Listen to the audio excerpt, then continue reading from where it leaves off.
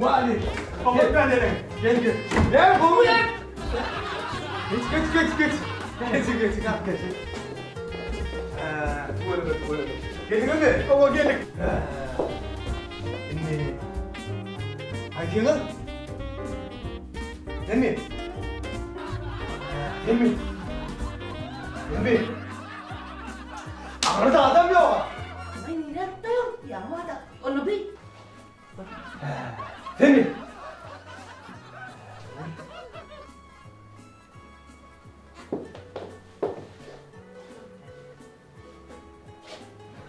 Olmuyor da. Ölçü olabilir mi? Şekildaydım için. Hadi Celal. Ne mi öyle kılıyor mi? Tam da çocuk. Bakın Celal. O adam kıyı gerek. Kıyı. Bunu da geliyor mi? Hayır. Bunu geldi mi? Havu. O adam kıyı. Bakın Celal. Şeyde var o adam yerler gerek. Bunu geliyor mi? O adam yerler. Bakça bunu geliyor mi? Oo. İnni. Yetası da biliyor musun ne? Sevgi gerek, sevgi. Hanımefendi.